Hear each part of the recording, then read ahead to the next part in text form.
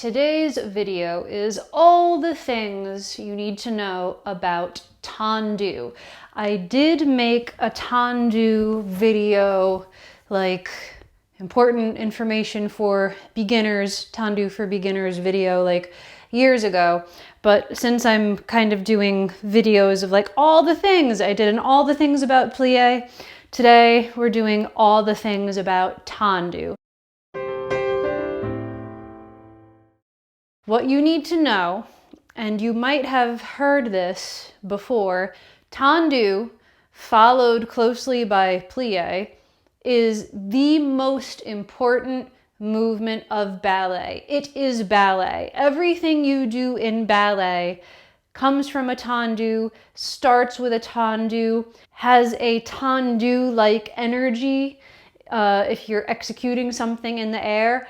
Everything is Tendu. How you do Tendu determines what kind of a dancer you are. If you've ever seen a video of yourself, or if you've ever seen a video of other dancers, or even pictures of other dancers, or even if you witness a performance that has like less than professional dancers, and you're thinking thoughts like, oh, if only they'd straighten their knees and point their toes. Oh, if only they'd really straighten their legs and point their toes. Straighten the legs and point the toes. Do you know why they're not doing that? It's because they did not take Tendu seriously. And if you go to like the Vaganova Academy and you see how they start the ballet syllabus, they will spend hours on just Tendu, doing Tendu so slowly, doing it over and over again until that exact energy, that exact lengthening of the leg, that exact articulation of the foot, until it is ingrained in you so deeply that your leg can't help but do it. Additionally, if you are going on auditions, if you're hoping to be hired and have somebody see you dancing, a company will decide whether or not they're going to hire you by Tendus. That's it. You only get plies and Tendus at the bar. And just from those things, they know whether or not you have what it takes. They will know what your dancing is going to look like just by seeing how you execute a Tendu. Tendu literally is everything. So I'm going to give a very, very basic Tendu combination, and I'm going to the best of my ability, give you all the things you need to know about doing Tendu. So I'm going to pretend that you have never done ballet before. I'm going to pretend that you don't know what ballet is, that you just showed up and you have to like do your best job to convince everybody that you know what you're doing in a Tendu combination. So anytime you enter a ballet studio, or you are taking a ballet class, or doing something with ballet, you have to change your mindset. You have to change the way that your body is functioning from the moment you walk in the door. You are no longer a pedestrian. You are no longer a human being that likes to walk with their knees and toes facing forward. That is no longer a thing. That is not an option while you are in the ballet studio. You have to change the way your body moves and goes through space by making the legs turn out.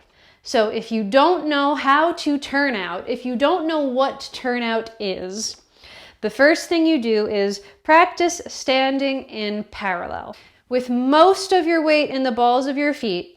And ball of your feet means this part, the big circular pad part of your foot, from here up, and only like 30% of your weight in your heel. So it will feel like you're leaning forward slightly. So just like that, without picking your foot up, your feet, the balls of your feet and your toes have to stay on the floor for this. Lean slightly forward, bend your knees slightly, and imagine you want to open your knees the same way you would open a book. Imagine you want to open your knees and almost get them behind your armpits. Or you can put your hands on your hips and imagine that you want your knees to open and go behind your elbows. How do you do that? Well, you will already see these muscles up here start to pull back. And if you experiment with that feeling by straightening your legs even a little more, you will feel that initiation happening up here too, up higher. That's good. That is where we want a lot of our turnout to come from. So you have to imagine that the thighs are opening, that the inside of your thighs are coming forward, that the backs of your calves are coming forward, that your heels are coming forward, and the knees are going back. We cannot do a proper Tendu unless we are turning out. So, thinking of all those things, you will see all the muscles want to go out. And remember, most of your weight is on the balls of your feet, so this should not be happening. I want the opposite. I want your heels free so that your heels can scoot forward rather than you just trying to wiggle the whole foot. While that is the feeling we're going for, what I see a lot of the times is when people put their weight in their heels, they'll just do this, and then they put the foot down, and without having the weight in the toes, look, this muscle gets really lazy and it's not supporting the knee. Sitting in the heels is how we start twisting and getting into bad habits with our knees. We're not actually engaging these thigh muscles, right? So if your weight is in the fronts of your feet, more out towards your toes, you won't have that. You'll feel that engagement the whole time. So when you think that you cannot go anymore using these muscles, that is when you put the heels down and lift up, straighten the knees as if the insides of your knees want to kiss each other. The opposite of this, the opposite. We want everything turning out. Everything that is in the back of our legs, the backs of our thighs, the backs of our calves, our heels, all of those things are coming forward. And everything on the tops of our legs, our quads, our knees, our shins, feel like they want to go behind our elbows. And then we also have to fight a little bit with the butt. So yes, we are very briefly leaning forward. If we had a tail extending right out from where our tailbone is, it's pointing a little bit out behind us. Eventually we want to fix that. We want our tail to be pointing exactly down. If you have very tight hip flexors, this might not come to you immediately. You might feel a strain on the front of your hips, and that is a different video for a different day. Right now I'm going to pretend that you do have the ability to get your tail down. So yes, we start with this bent, slightly forward feeling so we can get most of our weight in our toes. And then, as I said, everything from the back comes front. The backs of the thighs come front, the calves come front, the heels come front, front and forward, as if you're wiping back to front. I know that's so weird. I say it all the time and people are like, ew, that's so gross. But literally, everything back to front.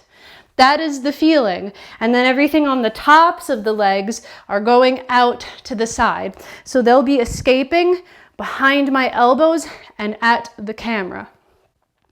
So you should see my knees and the tops of my calves facing you now, right? And then from here, I will put the heels down. And right about here is where I would imagine getting my tail straight down. It's an extra little squeeze of the glutes. We had that rotating feeling coming from up here, right? Right on the sides of the thighs. You feel it more when your legs are straighter.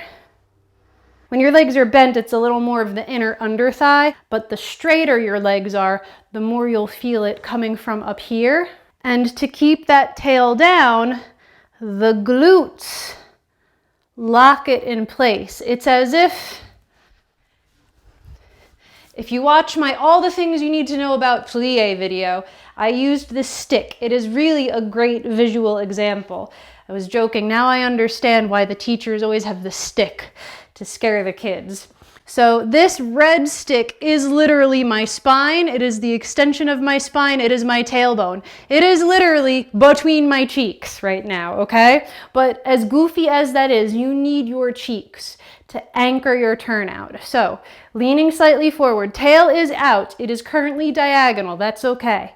We need to feel slightly forward to get our weight out of our heels, and then everything coming back to front, and the tops of my thighs and knees facing out to the side. Now right here is where I put my heels down on the floor, and imagine that my lower back is vertical, up and down. I want you to take that tail, that edge of your tail, and put it right between your heels. And you should feel that these glutes are squeezing a little bit to make that happen. And now the hardest part of maintaining that turnout is keeping it as you straighten the knees.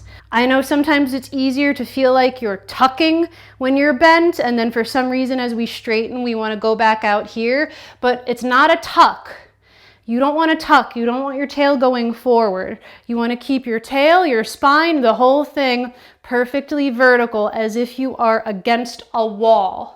So how long have we been talking about this? And we haven't even started the first Tendu yet. But that's what you need to know. If you were a beginner that never took a ballet class before and you had to convince somebody that you knew what you were doing, that's what you would have to do just to stand. Just to stand at the bar. You haven't even moved yet. You have to convince people that you know what turnout is, that you know how to use your muscles properly, that you have proper alignment, that you're using all your rotate muscles. That's what it takes before the Tendu even starts. So I'm going to give a very basic Tendu combination. I'm going to talk through it. I'm not even going to focus on the arms today. It's all about the legs. You are going to do a Tendu demi-point, Tendu pour le pied, Tendu plie fourth, Tendu close first. Same thing to the side. Tendu demi-point, Tendu pour le pied, Tendu plie second, Tendu close first. To the back, demi-point, Tendu pour le pied, Tendu plie fourth, Tendu close first. One Tendu outside leg, one Tendu inside leg, one Tendu outside leg, and what the heck, we'll do a little plie roll up balance at the end. So just by standing in first position, you should feel so much lift in your legs, so much extending from both sides. Both the feeling of the balls of the feet pushing down into the ground because you want to push away from the floor. It's all about feeling taller. How do you grow taller? By pushing into the floor. The same way how when you want to stand on your toes to look taller, you have to push into the ground. You literally push down with your calves to look taller, and that is what goes into just standing there in first position. But a Tendu is when you are pushing so much that the leg has no choice but to extend somewhere in a direction. It really is as if you're pushing so much against the floor that the leg has no choice but to escape because you have so much energy. It has to go out somewhere. But it's not enough to just let the leg go out, right? There's control. There's a system. When we do a Tendu, it is not only an extension of that energy, it is also an extension of the turnout. It is an extension of the stretching. It is an extension of the foot. So a Tendu front cannot just be, my knee is relaxed, I'm not turned out, the foot is not pointing, the energy is gone. There is nothing strong and lengthened about this. And it's the dancers that think Tendu is just made up to torture us. If your Tendu looks like poop, the rest of their dancing looks like poop. So all that energy is pushing into the ball of the foot. Ball of the foot must escape. But remember, it is also an extension and exaggeration of the turnout, that back to front feeling, that heels forward feeling. So what happens when we finally release the leg in Tendu? The heel is also escaping forward, and we have to go through the ball of the foot to the tips of the toes. Every time we do Tendu, every time the leg leaves the floor for anything, it is always going through this articulation. Always the lengthening and the pressing against the floor. Ball of the foot, heel forward, and when the leg cannot stretch anymore, that is when you push through the toes, as if you're doing this. Right? All the muscles. You don't just skip it. You don't just push with the toes. Only when it can't go anymore, you push through all those toes and then you point the foot.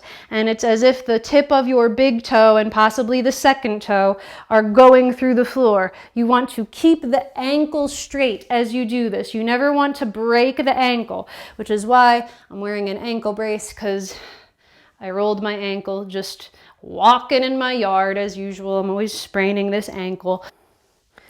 So all that energy going. Now, I gave you a demi-point in this first tendu. That's kind of going backwards a little bit, right? We're letting the foot come down a little bit and massaging the floor with that demi-point to point. It is to strengthen those toes and metatarsals, to get you used to this range of movement between demi-point and point.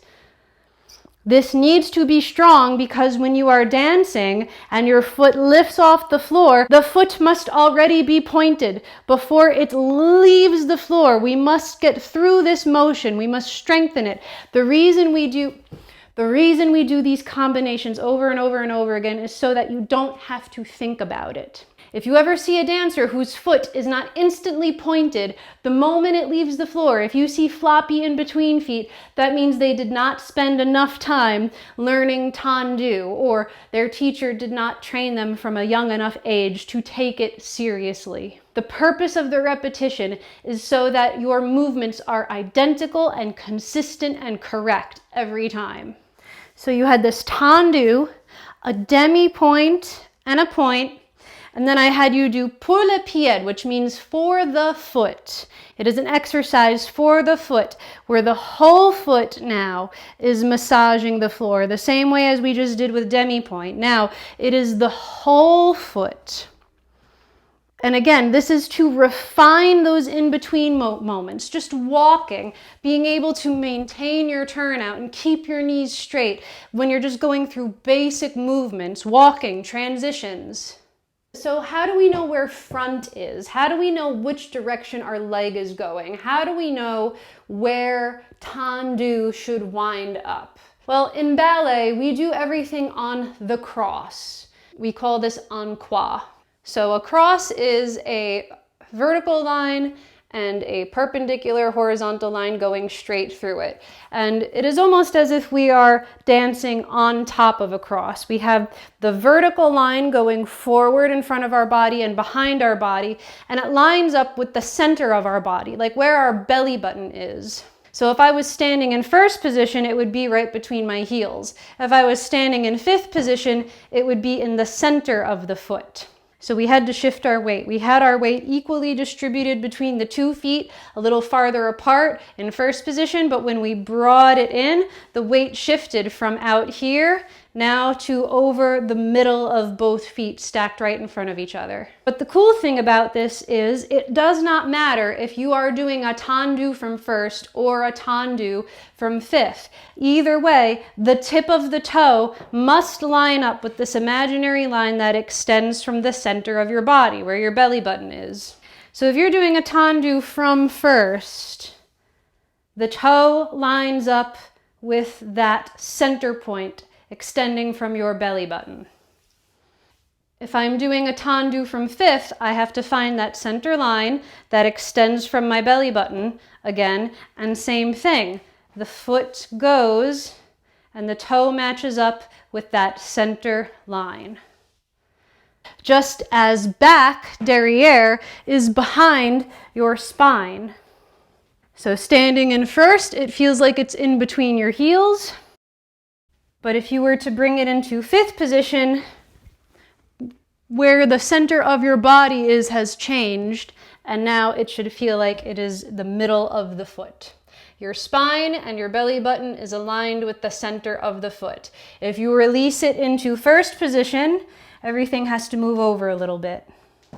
So this is the center of my body. This is the line extending out from the center of my body. When I'm doing a tendu front, it has to wind up there. When you do your demi-point, you do not keep shifting past that mark.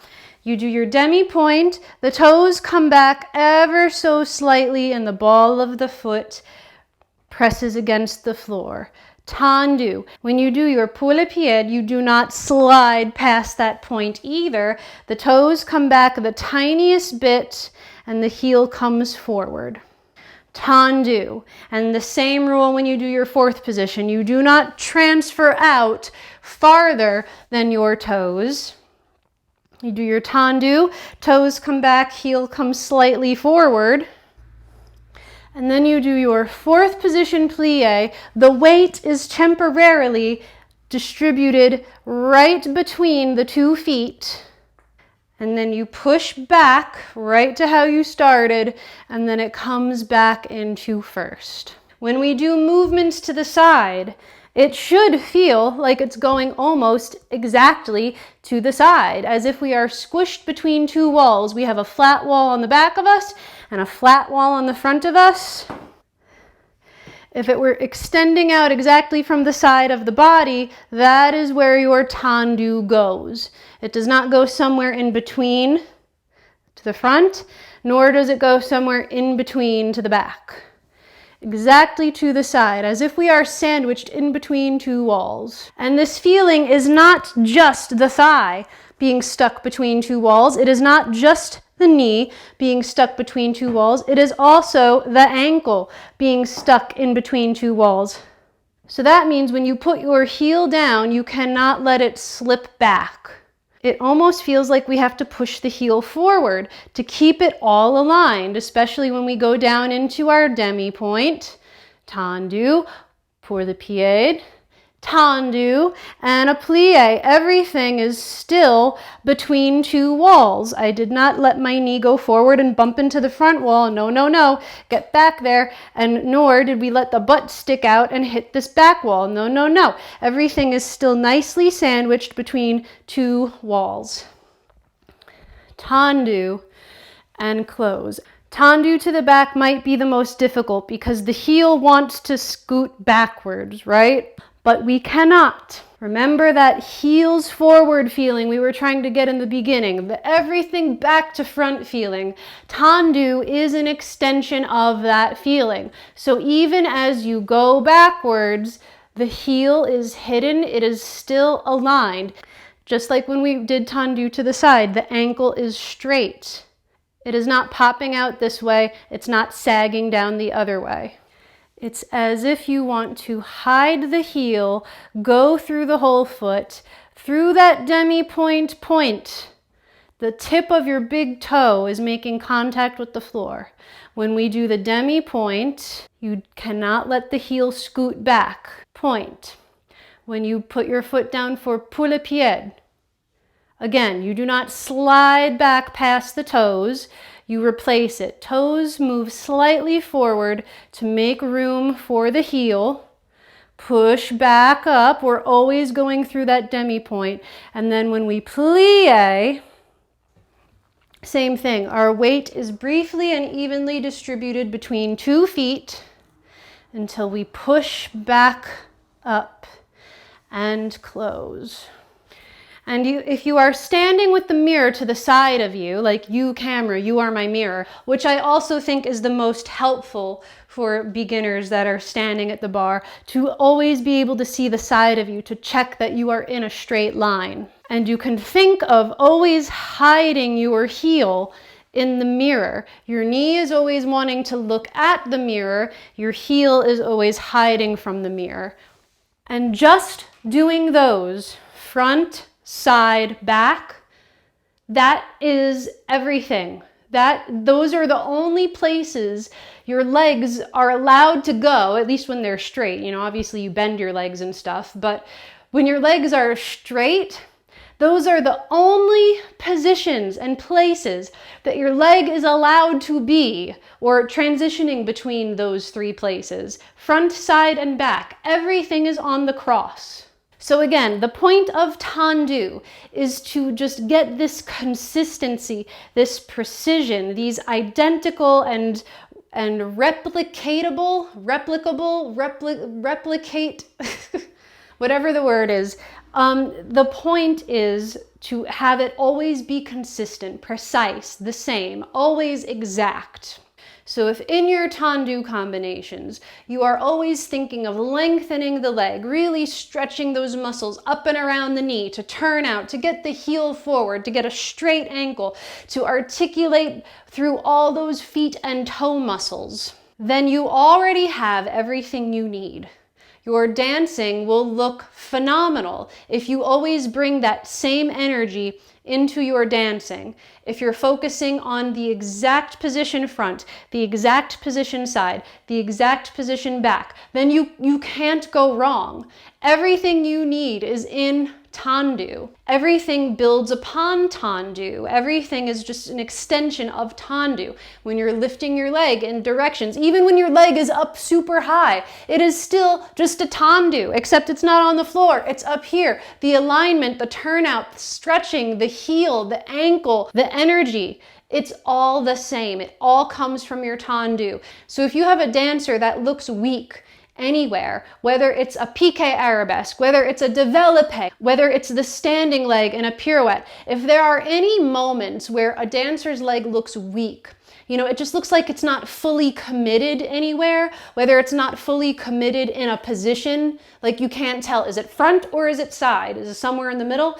If it's not committed to a position, if it is not exactly straight, you can only have exactly straight or exactly bent, nowhere in between. The foot is either exactly pointed or exactly flat or flexed. There is no in between. You can't quite tell what it's supposed to be. Like it's there, but it's just like 5% off. Like it's missing something. Like it's not deliberate. It's because they did not have this focus and intense training and discipline with their Tendu.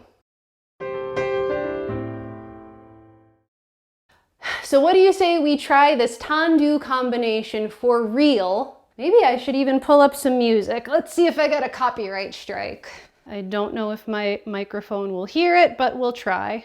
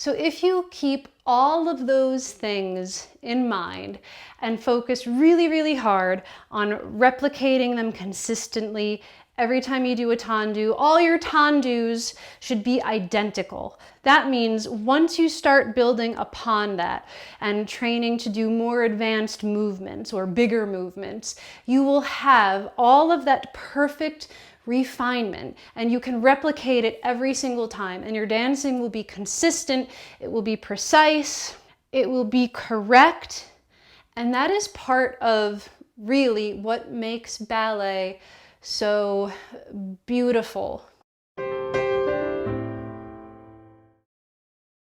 And here's where we're going into a little bit of like a philosophy of mine, like a personal belief that I have.